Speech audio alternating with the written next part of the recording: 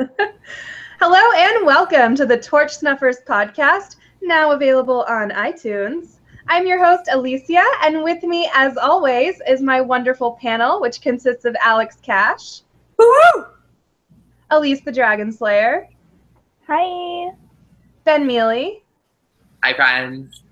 Stephen Lehman. Hello. Our friend to the podcast, Lindsay Goldstein. Hi, guys. And the one and only Billy Garcia from the one and only Cook Islands Survivor season. Hello, Survivorverse. Welcome, welcome. We're very excited to be podcasting for you tonight for episode 2 of season 35 of Survivor, Heroes versus Healers versus Hustlers. And we are just going to jump right into it. We get back from the tribal council at the beginning of the episode, and already people are kind of, talking about what happened, the reason why Chrissy didn't play her idol and all of that, the tribal aftermath. So I was excited because I thought that Chrissy didn't play her idol because she wanted to use it as a decoy idol. And sure enough, that's what she said. So I'm right about like one thing for once. Hooray. Yeah, what I loved most was Alan was trying to like defuse his total paranoia bomb from the tribal council, and he's in quicksand. The more he struggles, the quicker he sinks. Yep. Oh my gosh. Real quick on the on Chrissy and her idol, it reminded me of, if anyone remembers Gabon with Bob, his sort of analogy where if you're robbing a bank, you don't necessarily have to have a gun. You just need to have them think that you have a gun. So I think with Chrissy, it's sort of maybe that's her mindset in that, you know what, maybe they'll think that she's got, an idol when she doesn't. So I'm glad that she held on to it. Yeah, no, I was one of those people who was like, I was surprised that Chrissy didn't play it, but the more I thought about it, the more I'm like, oh, that makes sense. And now, sure enough, she's allied with basically everyone. She can go every which way. But as impressed as I was with Chrissy, I'm even more impressed with Alan because his plan totally works and he's going to win and it's going to be great. Alan Ball, everyone. Mm-hmm. Alan Ball, the hero that we do deserve and have. Yeah. So the thing that I enjoyed about getting to see Chrissy's thought process about the whole thing was that a lot of it mirrored what we had speculated about last time, but also we got to see, what she thought about every single individual person on her tribe, and she went into depth and she thought about it very much like a financial analyst. She even wrapped up with the data shows that the best person to talk to and make a deal with is clearly Ben. So I just thought she had an excellent episode. Yeah, I completely agree. I love that, going on that same line, Ben is now thinking too, like, hey, every man for themselves, Chrissy's thinking every woman for herself. And so it'll be interesting, as the episode progresses, we kind of see a little bit of that mentality, but it'll be interesting to see how that plays out in future episodes. One thing, and let me put on my, tinfoil hat for a second, but I think it would be so cool if Chrissy somehow used the idol to she gave it to someone to pretend like she was with them, but she wasn't, and then she let them totally get voted out. And my Survivor super fans, which is all of you, has that ever happened before on an episode? Idol? I feel like a deep idol is happening. Yeah, they gave Bob made a fake idol and gave it to Randy and Gabon, and Randy then played it, and yeah. And of course, the stick for Eliza. Yes, the stick was played. Probably the most famous. Classic stick. Idols. But you have to remember that the thing about Chrissy's plan is that she knows someone gave it to her, but she doesn't know who. So someone else is kind of privy to the information that it's not going to be valuable. And I think that just in general, that first segment of the show completely rewrote the heroes tribe in all of our eyes, because we came off with a very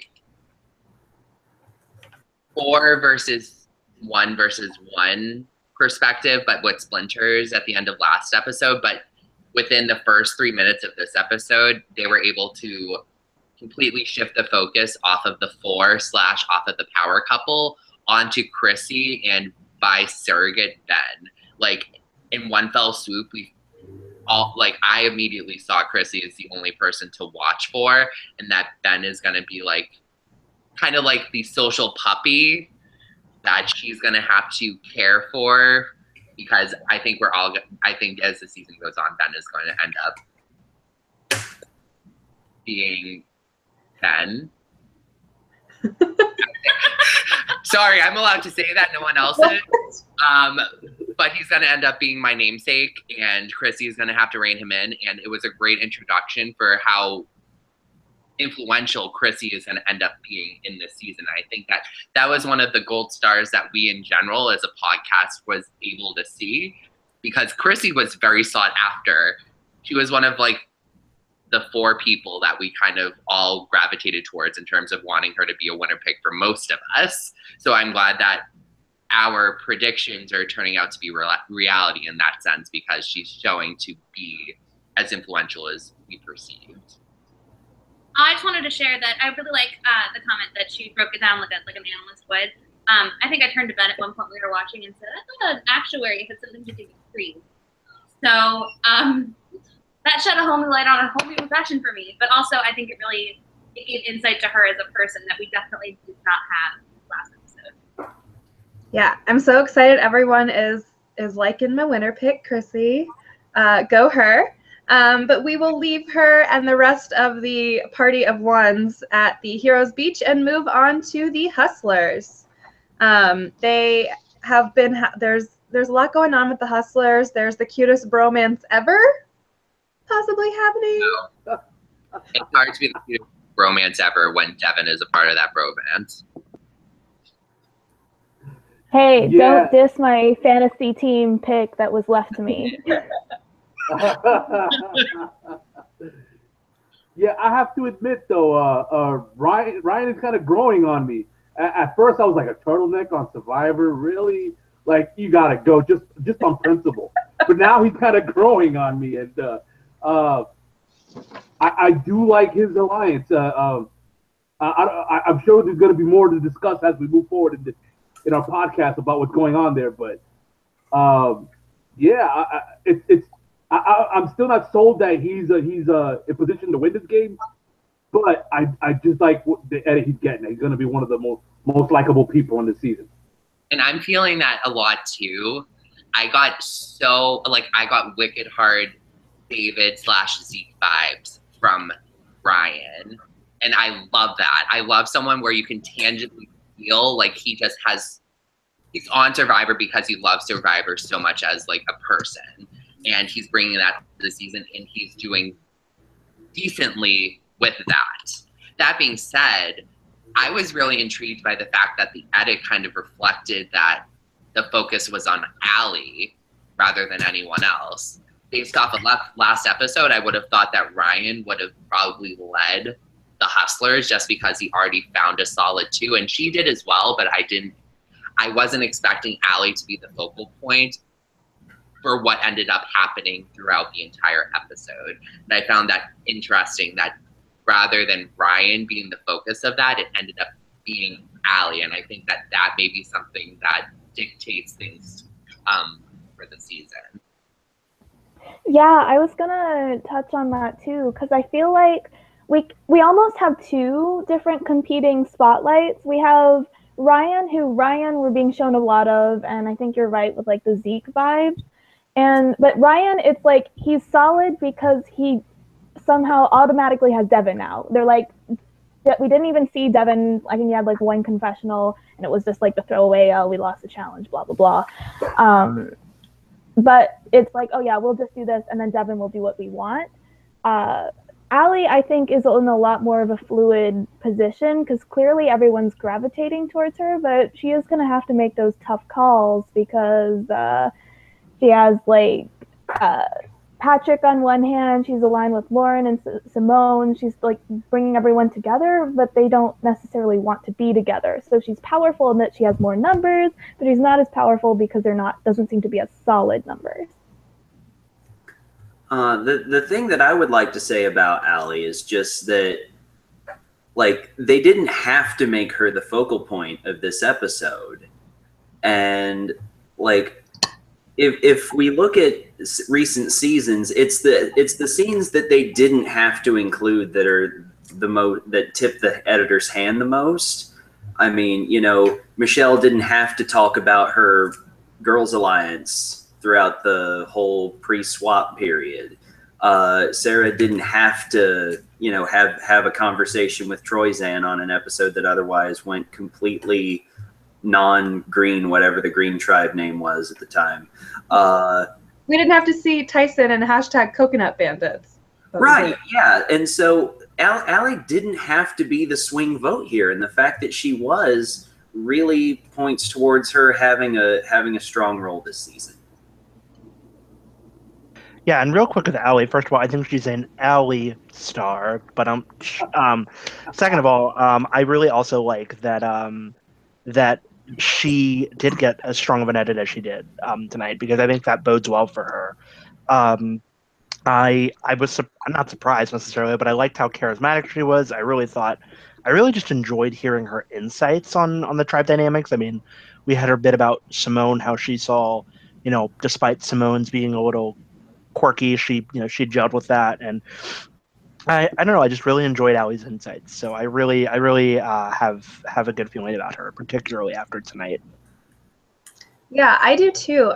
She actually reminded me a lot of Suri tonight, when like Suri and Michaela, like Suri kind of guiding Michaela with what she maybe should try and do, and Allie kind of being like, hey, Simone, you know, you might want to do X, Y, and Z, like have confidence in yourself, you know, be your best fan, like biggest fan. And ultimately, like, we won't see that go anywhere because Simone is gone tonight.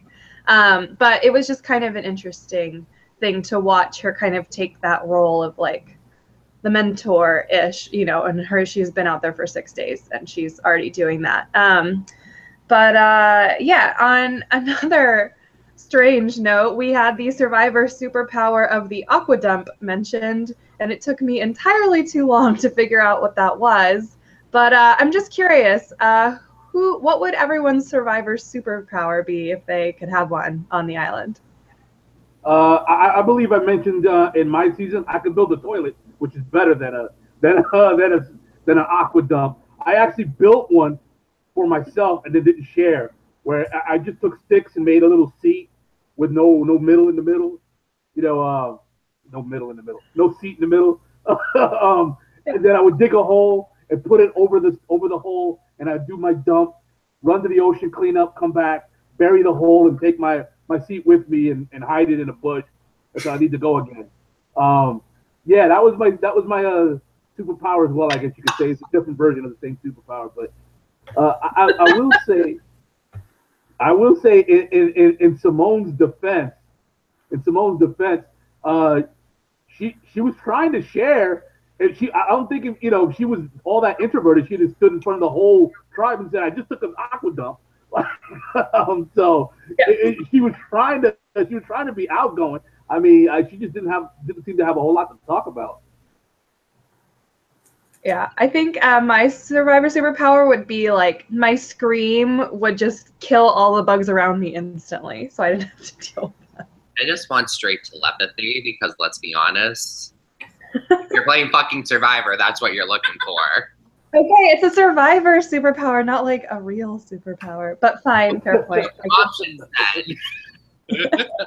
I'm just gonna be a badass manipulator of this game, and that will be my superpower.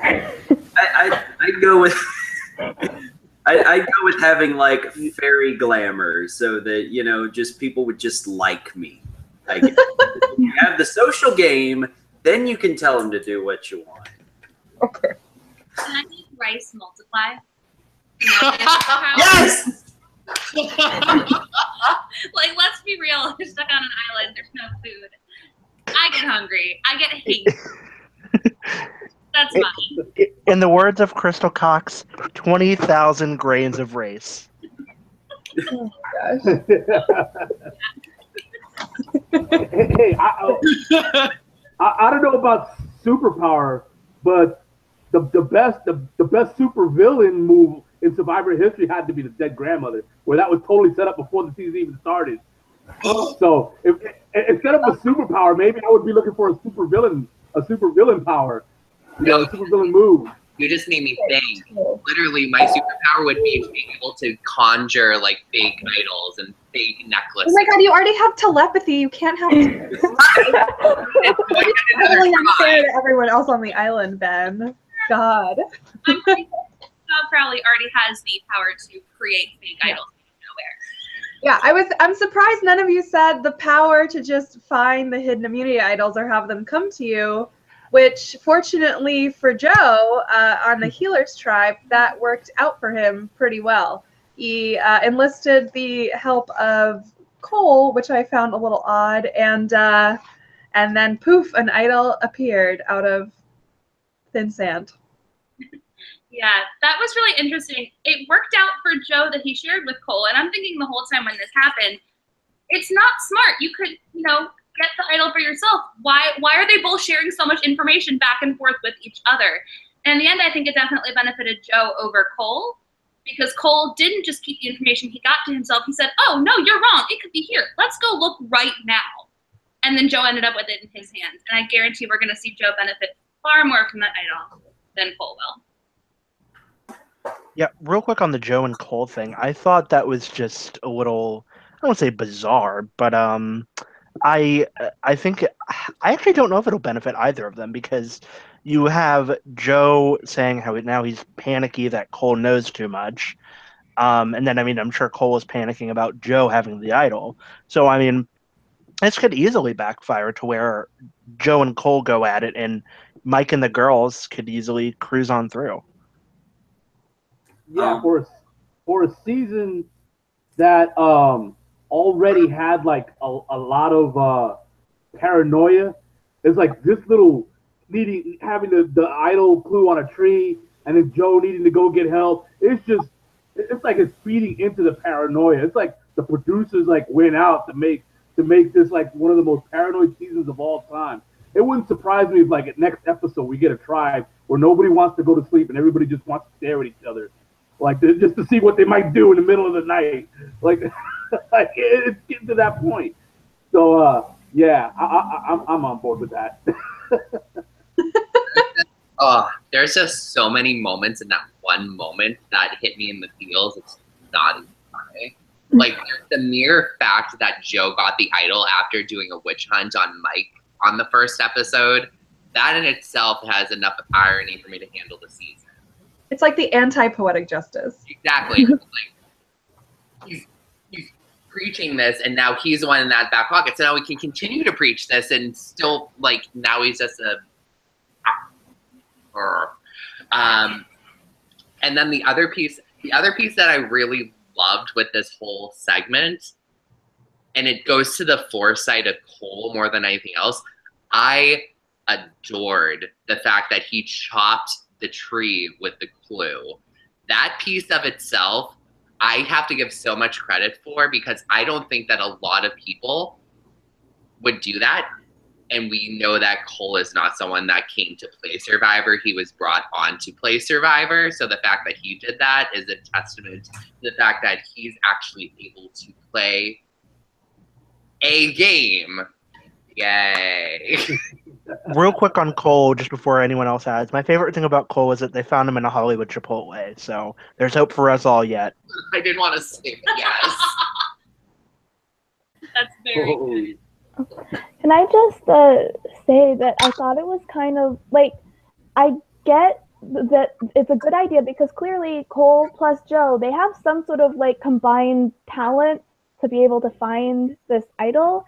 But it seems like the reason they're so paranoid and this will probably blow up is because they don't really seem to like trust each other or know each other that well. So like if you're sharing an idol with someone who's your best friend, you can be like, oh, you know, this will bring us closer. But if you're sharing with someone you don't trust, you get Abby Maria and RC blowing up, like, and all this crazy shit. So I'm kind of worried. Like, if they can manage to work together somehow, I think it'd be good, but it's not looking good.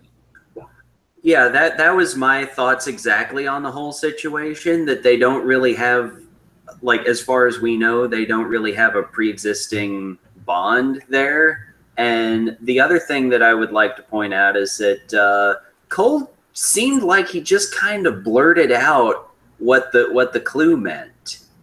And, you know, if he would have played it cool and then came back later and then dug it up himself, I think that would have been a better move for him. But I think he blurted it out. And the thing that I want to see him do now, because this is the kind of thing where, you know, so if he's now sitting around at camp and Joe's still harping on about Mike having the idol, there's two things you can think. You can either think, hey, that guy's in on the same secret as I am. We're tight, right? And the other thing you can think is, wow, that guy is a good liar. What if he's lying to me? And I think I think if you think the second one, you're playing smarter. Yeah, but you know, I know Cole kind of blurted it out, but I've noticed Joe kind of has this way of talking to people or asking people questions where they almost feel the need to like try and prove themselves immediately to him. Like he has this very almost like intimidating, like accusatory, but like you need to prove to me right now. Well, and he's a probation officer, so yeah, exactly. He's a probation officer, so that literally is probably his job, I would imagine. Not being a probation officer myself, but is to kind of ferret out that information and be like intimidating without being so overly intimidating. And he's not the biggest guy, so that's kind of working for him for now, where it's not coming off that way, I think, so obviously. But I don't know that I see that totally panning out for him as much as it did for, you know, his predecessor / presumably idol Tony. But my one, so I had a question for you, Billy. You know, we see Joe about to, you know, like have his own like idol search time, and then we see him sprint off into the jungle, and then we see the camera like running hurriedly after him. When you go search for an idol, even though you think it's like secret, is it really that secret with all these cameramen like running around like with the wild chase and everything, or is that like pretty loud? It depends on what everybody's doing. Remember, you had two people that were off deep into the waters. They were in the ocean. And then another group went Right. away. And so he was literally at camp alone. And that's why he took off running. But yeah, there are moments where I'll admit where there was a learning curve where I would go to try to have a conversation, a private conversation with Cecilia. And because the cameraman was so damn clumsy, all Cecilia could just do was blow me off. Like she couldn't do anything because she knew she was gonna get busted for talking to me. So yeah, it was you know, and when I mean by clumsy, I mean literally like it was like the cameraman had to step on every single twig that was out there and make the little snapping sound stepping on twigs. So yeah, totally. I feel you. I feel you about that. Yeah, a thing I learned, the learning curve is to tell the cameraman ahead of time what you're gonna do, so that they can be in position and wait for you there instead of come chasing after you. And on a side note, I don't mean to take too much time, but on a side note, they also screwed me up with the chickens. I was hunting chickens, and I would chase after the chickens, and the cameraman would chase with me, and then you know that would force the chicken to go a different direction than I wanted to go. So I literally like, man, you're making me starve here. You're making me go hungry. Just don't you have a zoom lens or something? Do it from a distance.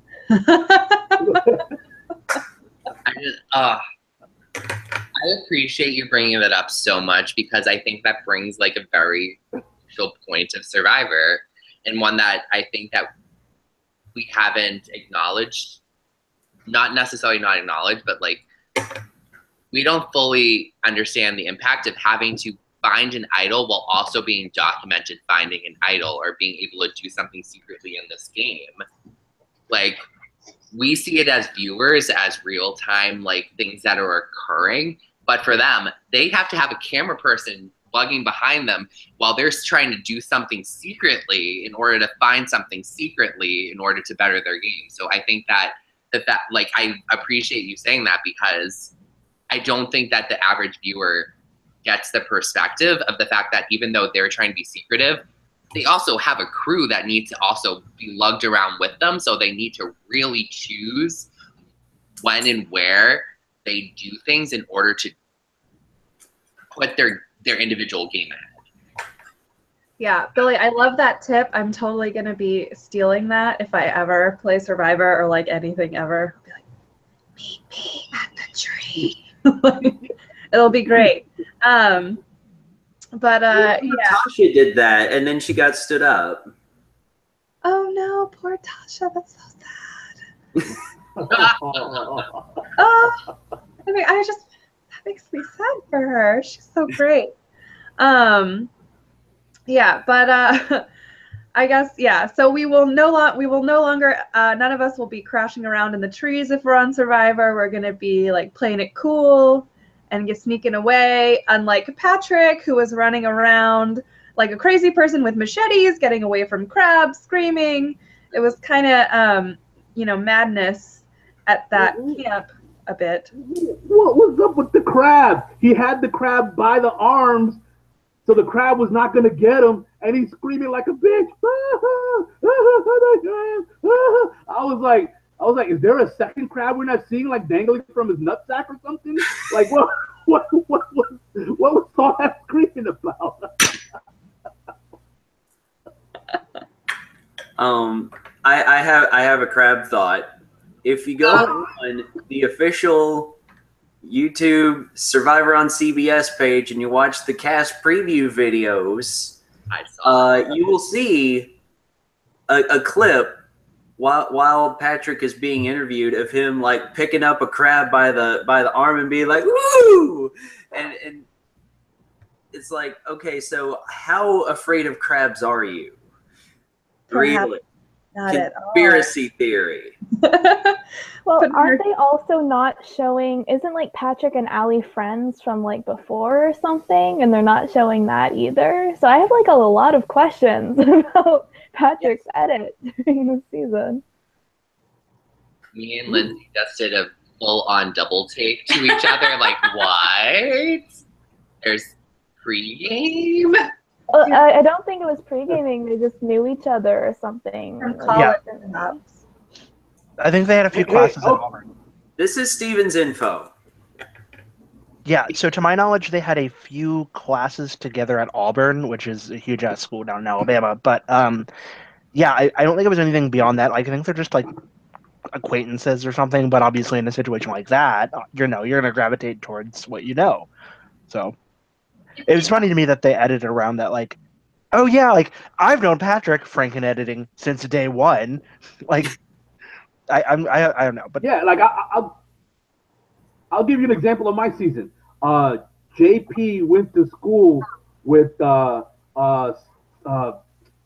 Christina's one of Christina's sisters. So they kind of, even though they never met, they had enough of a connection that there was no way like somebody was ever gonna wedge themselves between them. So and Nate and Ozzy were neighbors, where like Nate's backyard and Ozzy's backyard were like fenced. You know, there was a fence in between them, so they were that close. And yeah, there was, there's a lot of what I call Survivor incest that happens on these early seasons, or better say first time player seasons. Yeah, I wouldn't be surprised if there was something between Allie and Patrick. It wouldn't shock me at all. But like realistically, like, it is fundamentally difficult to find 16 to 20 people that have absolutely no connection to one another. Like, that's it's the thing. Like, you can vet to a certain point. I will acknowledge that when it comes to this season and this season's preconceived connections to one another. Being that two of them went to the same college, that's a red flag.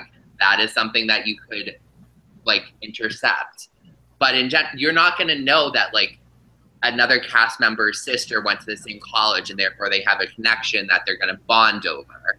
So like you can't predetermine every connection in their life, but you can do diligence in order to be able to screen out some of the obvious things, such as, oh look, 2 of the 20 people went to the same college together. At the same time, yeah.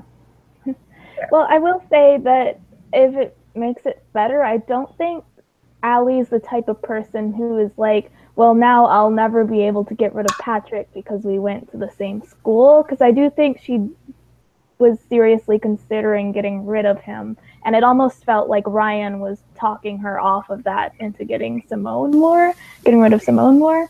So I don't think Allie's the type of player where it's like it's going to affect the season because, oh my God, they knew each other, you know?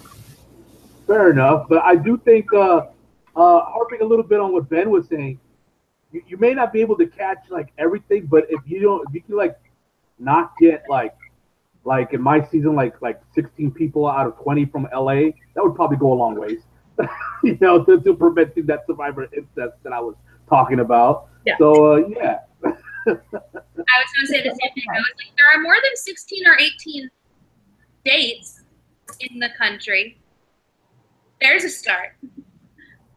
Yeah. I think that's definitely a red flag that they went to the same school and the same time period. It doesn't matter if it's a 400-person school or a 40,000-person school. Someone knows someone who knows someone, and you have enough empty time on that beach to figure it out. And look, Yeah, and everyone's favorite like game is the name game. It's like, oh, do you know this person? Do you know this person? As soon as you hear something, it's just what people go to. But the Survivor players got to play a game of their own, aka the challenge, on this episode. You're welcome for that semi-okay transition. We had the challenge. It kind of came up later in the episode than I'm normally accustomed to. It seemed like there was a lot of, strategic development, which I loved to see, but we had a really cool challenge with a diving and swimming portion and a really cool puzzle portion. And I personally had fun watching it. Yeah, like isn't this like where Katrina would have really, really, really shined? Like, oh man, I know she had to be kicking herself. I know in my season, like a couple of challenges later, there was like a wrestling challenge, and so okay, and so I would have totally shined in that wrestling challenge. So I know how it feels like to totally like see a challenge come up and be like, damn you promoted me out so soon. Yeah, I mean, obviously I wasn't impressed with the swimming portion of move something along a cage underwater and then, swim it to this platform. But I really like the signpost puzzle. Like, I am a geography aficionado at heart. Like, that's my thing. So when I saw them giving all the nods to all the past locations, I was just like, bless you. Like, I don't know, I just really appreciated what we saw. And, I don't know, maybe it gives me hope that we'll go to somewhere not Fiji soon, although I do like Fiji. It's better than Samoa. But yeah, so. Yeah, it was cool to see all the past seasons, except for, of course, Cook Islands, which Billy's sister Lauren was like live tweeting about and was like, why no Cook Islands? # bring back Billy Garcia, which I like. It's like, yeah, girl, why not? Why not Cook Islands? Maybe they put Pearl Islands instead. I don't know. No. Boom. Boom. I need like a cone of shame. So I have to vent for like 1.5 seconds. And it's because did anyone else notice that like Devin did all of the challenge for his tribe? And how like when like I get really frustrated when you choose out members like of a challenge that one person supports a full portion of the challenge when there are multiple people that are involved in it. And I got really pissed off by the fact that he literally did that entire segment of the challenge. And like literally, I just want Survivor to be like, yeah, if there are 3 people that are supposed to do this leg of something, all 3 of them have to contribute in order for it to be valid or something like that. Because I got like, literally, that's how huge like challenge threat tribes thrive. If there's one person that can carry an entire tribe, that's how it happens. And I don't like seeing that in the game of Survivor, so it frustrates me to see like that occurring this far into the progression of what Survivor is. Yeah, I kind of understand, because I don't like it when all one person does it, or when they did the thing where like one person would jump in the water, climb out, jump in the water, climb out, so like Boston Rob could go again or whatever that was. But on the other hand, I kind of get it in the sense that what if someone's like drowning, or someone just can't do it, or like I'm picturing Matt Singh. I don't know, Matt Singh's like one of my favorite tribes ever, so I like talk about them a lot. But like Matt Singh, when like Angie, like no one could get, like Russell and Andy were just failing at it, and the only way they had a shot was because they kept recycling Denise and Malcolm over and over again. I mean, they still lost, but like it's hard to make that call. But I see why you want everyone to participate, because I feel like it's more fair, but at the same time, yeah, I don't want anyone to die on Survivor because they were forced to. I want them to be able to show that everyone on that portion attempted.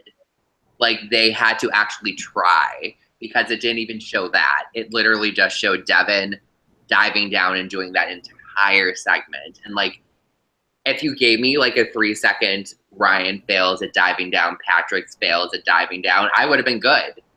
But like, that's all I want. I want it to be a team-oriented challenge because it's tribe stage at this point.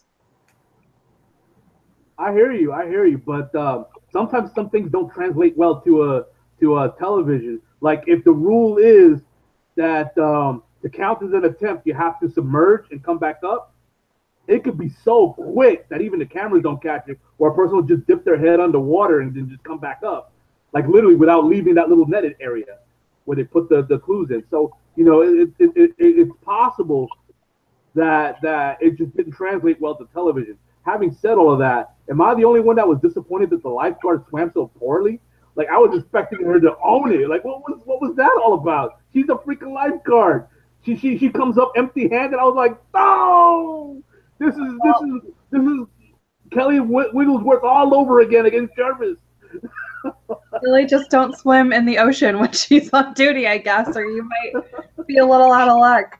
She sucked on that game. Yeah.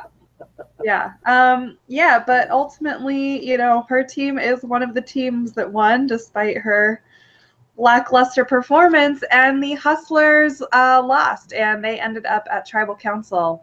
And, you know, there were mixed reviews on whether Tribal Council was more like a birthday party or a funeral, 2 things I never thought would be described, like describing one singular event, but here we are at Survivor. There's a first time for pretty much everything.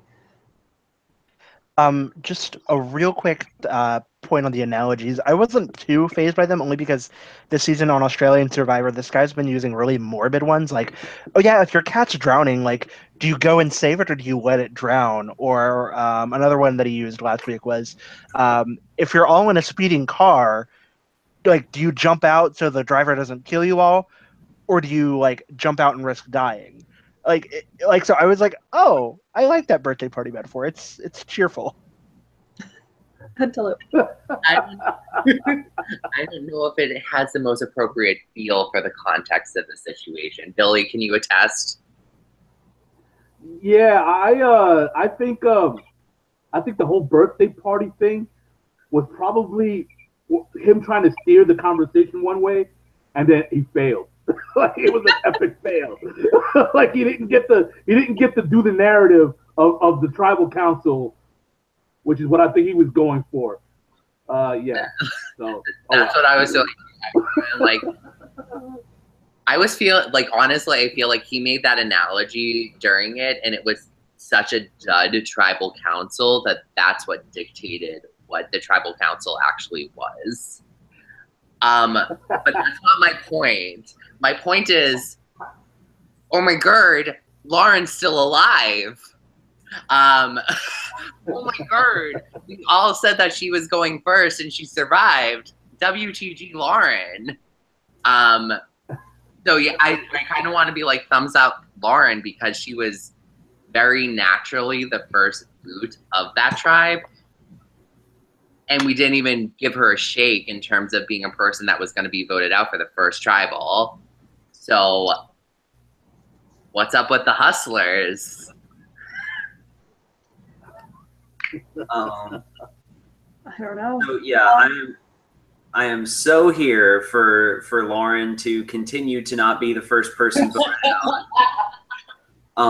And with regard to the analogies, like I think that's just kind of how Patrick rolls, because he also had some other weird lines like "I trust most of y'all," and like he just doesn't think before he speaks, and maybe that's what people were getting at when they were calling him unpredictable. But seriously, that word got thrown around so much that it sounded like it was code for something. Either somebody was like planting that word as an excuse to get rid of him, or like something happened off camera, like he accidentally leaked all their social security numbers, and they just gotta figure out That's his we superpower. can't talk about it on camera. We just have to call him unpredictable.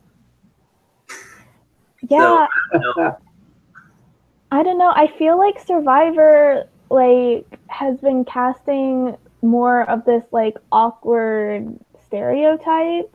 Like you have your John Cochrans, you had Hannah Collins' long lost love or whatever.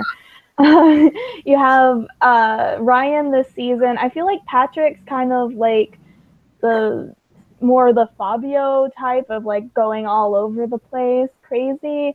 You also have your over players like Alan Ball that are awkward for different reasons. I don't know if it's just because everyone's young this season, or is that just something that Survivor is looking to cast now. I don't know.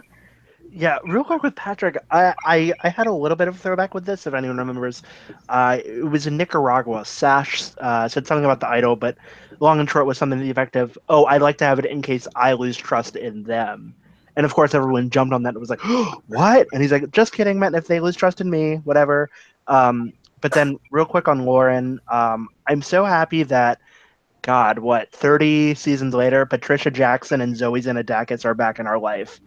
I hope Lauren continues to work hard and play harder. So. I had something to say and I'm laughing way too hard. Thank you. That's Marcus is my favorite season, so thank you for that. But with Patrick, I had been saying when that happened, I was like, wait a minute. And in a lot of cases, when somebody says something like that, especially at a place like Tribal where your words are scrutinized, it sometimes indicates that there actually is a double intent or some kind of you're gonna, that person ends up backstabbing somebody 3 episodes later. I legitimately think Patrick is actually that dumb. And that he actually meant everybody and he just said most of, because that's a very millennial way to say things, and he's kind of just a all over the place, ADD, fun, goofy, very, very Fabio-esque millennial a couple seasons ago. And I was laughing because this is the first time I've ever seen that where I'm just laughing and not scrutinizing the words along with everybody because I legitimately think he messed up. It is the first time I believe it was actually a slip-up. Not intended. Not malicious. They're not there to support that. There are no thoughts in Patrick's mind to support another intention. Well, I do think when he said not where he was most people, I think he already knew that. Maybe they didn't show it in the edit, but I think he already knew Simone was going to throw a vote at him because when his name was shown, he had that of course look on his face. So I think maybe that's what he was kind of getting at. But having said that, clearly Survivor is trying to get people on that have very little filter between their brains and their mouths, and they were also trying to get sort of the crowd that they're seeing at their live finales be represented on the show. Because if you look at the live finale, maybe I'm seeing things, but I could have sworn I've seen the turtleneck there before. Maybe yeah. But I think what I'm getting at is that Survivor is what his lifeblood is, and they understand what they read on social media is this is what Survivor fans are. They're very vocal in their opinions, and they're very, they don't formulate their words carefully like what I just did. They pretty much just blurt out on social media, so they're reflecting that on screen. So like I wrote in the little comment section here, Crash and Burns do make good television. I could attest to that. Thank you. Oh man. Yeah, I don't know. So I guess I'm the only one that didn't have a problem with Patrick saying he trusts most of them, because it's Survivor. Do you actually truly trust any of them? And even if you trust a few of them, there's no way you trust your entire tribe, because that's ridiculous. There's not ever going to be an alliance that's one entire tribe when they're the tribe. There's always going to be someone on the bottom. There's always going to be someone that probably has it out for you or has it out for one of your closest allies. So I don't know. I saw nothing wrong with that. And then everyone gasped, and I was like, for real? We're shocked by that? Come on. It was just odd to me. But yeah, I don't know. I don't know about you guys, but I didn't really think he was going tonight, even though I think they kind of tried to foreshadow it like he might be. I think he's too big of a shield for Allie and for his other allies down the line. He can annoy a bunch of people, cause some waves, and just is on him, and then his allies can be kind of in the background, just doing their thing and staying safe, hopefully. Real quick on the tribal alliance, tell that to Karor when they decimated Oolong. But also, with reference to tonight, I actually was thinking it would be Patrick only because we had the Allie exposition where she was talking about how she could have Simone with her because of her loyalty, and also the repeated instances of Patrick being unpredictable. It's a code word, yeah. And I don't know. I was a little surprised. I mean, bummed because Simone seemed sort of quirky and fun, but I also think Patrick's just kind of a doofus, so I'm happy he's still here too. So I feel you so hard on that, but at the same point I went so hyper analytical that I was like, why would they establish Allie and Patrick as a twosome in episode 1 for them to splinter off episode 2? They barely went into dynamics of other tribes. They barely, other than the dating on the healers, they barely went into the healers dynamics. Why would they go so hard into dynamics on the hustlers if they were just to break that off in the second round? So I think that Survivor did a disservice in this instance because they already established the two of them as being a duo. It would be there's rarely a reason why they would break that off after establishing it in the first episode, which made the tribal kind of predictive if you read into it that way. I would not have foreseen any other conclusion to the tribal this episode other than Lauren going, but they didn't make Lauren a target at all. So therefore, when they made the targets known after immunity, it kind of, I knew what was happening as soon as they got back to camp based off of who the targets were. Ben, Lauren doesn't like Patrick. What more reason do they need, for Allie to get rid of? Lots of people don't like lots of people in life, but it matters about editing in Survivor. But it's Lauren, so Lauren icon goddess. No, but Ben, I think you're forgetting that Survivor is about big moves, and so what's a bigger move than voting off someone who could be your closest ally? Patrick might not be Allie's mom, but she still could vote him out. Like, why would they waste all that time in the first episode unless they needed to fill space in order to establish them as a duo? Like, it wasn't just that they were friends; it's that they were actually a duo together. They also didn't have enough of a pensive moment for Allie really to be like.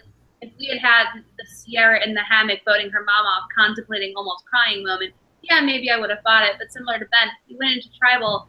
They had spent a lot less time than expected going over the hemming and hawing, supposedly, because they were going to vote out. So I kind of felt the same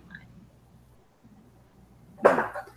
The thing that sort of, like, you know, I wasn't going to try to make a prediction just because it really did seem like it was up in the air, but just because I wasn't really thinking about the broader picture. But at the same time, it was clear that Simone was going to have a hole to dig herself out of just because, you know, she had to, like, awkwardly apologize for herself the second they got into camp.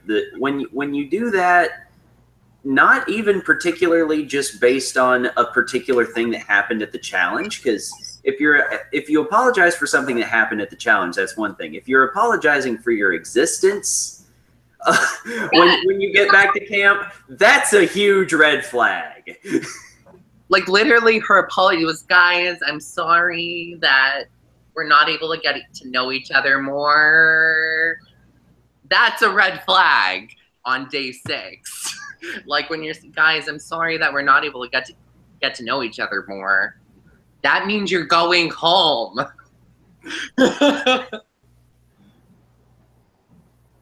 Yeah, she threw in the towel. At least she sounded like it. Yeah, I you know, she was my pick, so I feel like crap. But I will say what caught my attention that we haven't spoken about.